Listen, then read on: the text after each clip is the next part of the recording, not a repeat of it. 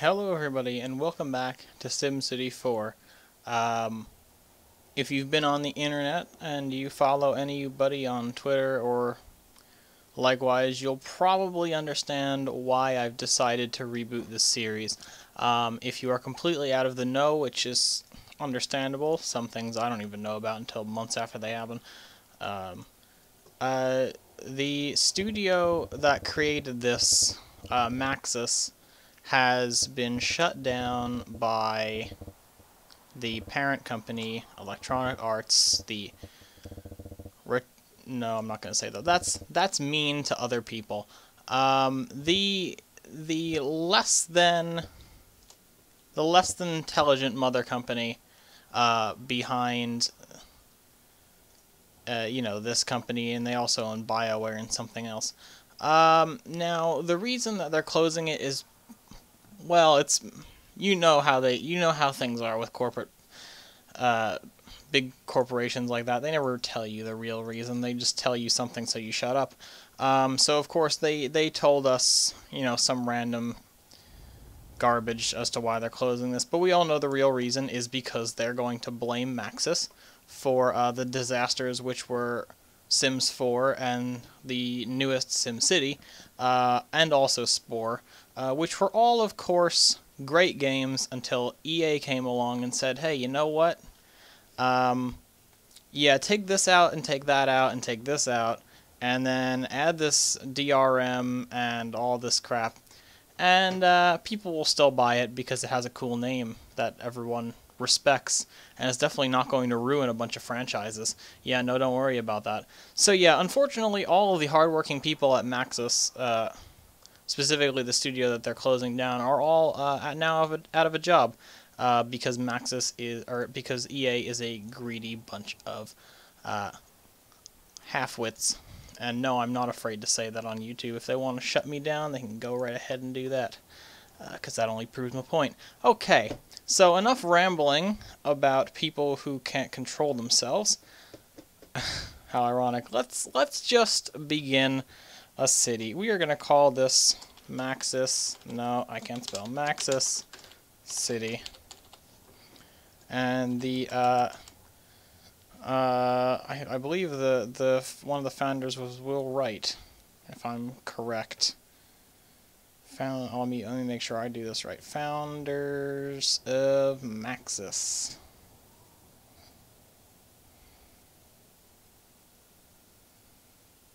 Jeff Braun and Will Wright. Good. Okay, so we're gonna do this as Braun and Wright. There we go. Established city. Alright, now I'm really hoping that this doesn't crash.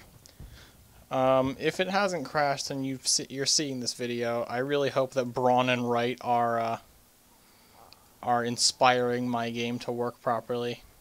So we're just going to go ahead and get started. We're going to start somewhere over here.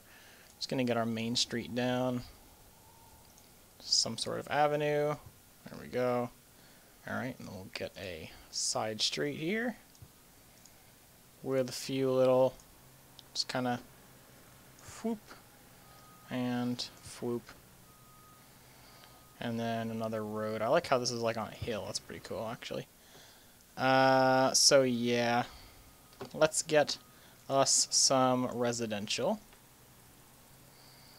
Of course that's going to do that. That was the only thing about this that I didn't like, that it just like attached there instead of, to this one where it was pointing. But you know what? Small flaws like that can be overlooked if a game is amazing.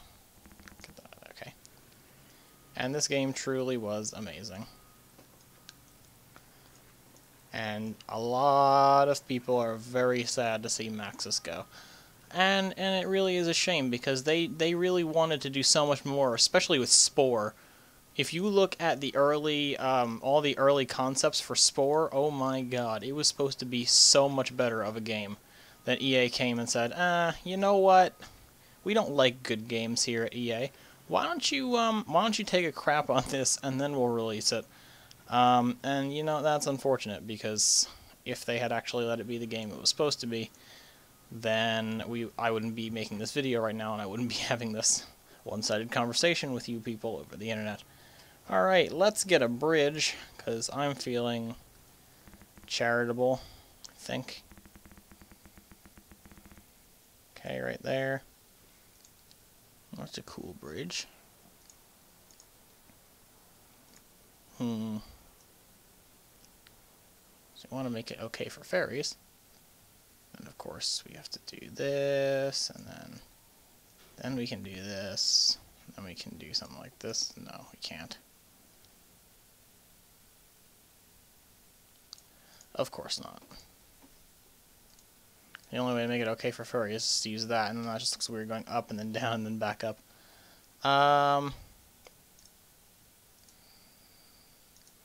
Tower bridge. What? I don't even remember installing that. Is that bad? It's probably bad. Let's just go with a normal bridge. Sure. We'll go with that. That's a normal bridge, right? Alright, and we'll have a road that connects there, and there's a little tunnel.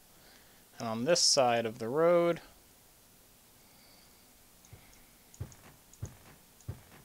there you go, we're going to make a little diagonal road there, and it's going to come over here,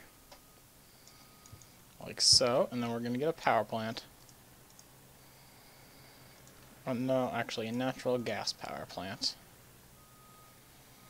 Right there, right on top there, and then we'll have this coming down, like so, right into there. Good. Okay. Now, then we'll also have this. Nope. Nope, we can't. No. No. No. Alright, fine. Okay, and then we'll also have some industrial over here as well. So, in other simulator news, obviously I am much looking forward to City Skylines. I am obviously going to be doing a video on that end of next week, after I've played it a bit myself and enjoyed it on my own, as I'm sure you can probably understand. So yeah, I know that game is going to live up to what SimCity should have been, and while I'm playing it, I'm going to be happy that the game that SimCity should have been has finally been released, but also sad that Maxis essentially had to die in order to create it. Now see, I can make all sorts of analogies to something that happened that was like this. Penn Station, New York. If you have ever been to New York City by train and you've come on either Amtrak or New Jersey Transit, you will know what a horrible experience going through Penn Station is.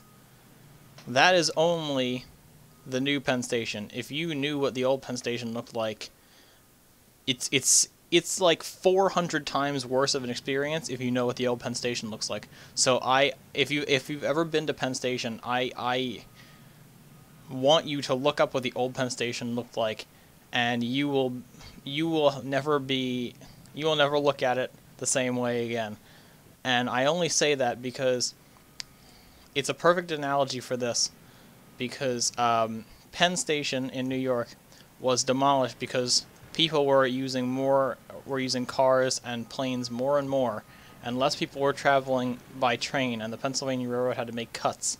So, in order to help them stay afloat, they sold the air rights over Penn Station, which means everything above the tracks, which are underground, which is where the new Penn Station was constructed, and they built Madison Square Garden and One Penn Plaza on top to offset the costs of running their railroad, which was failing, unfortunately. Which got a bunch of people pissed off, including the First Lady, Jacqueline Onassis. Jacqueline Kennedy? She wasn't Onassis yet. Jacqueline Kennedy. And she basically kickstarted the I don't want to say revolution. That's a bit too much. She basically kickstarted the movement. That's the word I was looking for, to have national historic landmarks. And the first building that she saved was Grand Central Station. So if you've ever been to Grand Central Station, Penn Station was... Oh, what the heck is going on with that mod? You see that? What the heck was going on there? That was very strange. It was like diagonal. Oh, it's doing it again.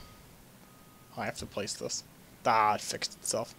So yeah, if you've ever been to Grand Central, Penn Station basically had to be demolished in order for that to survive, which I find as one of the biggest tragedies that, well, not one of the biggest tragedies, obviously, in the sense, because clearly things like the Holocaust and things like that are bigger tragedies than a station getting demolished, but you know what I mean.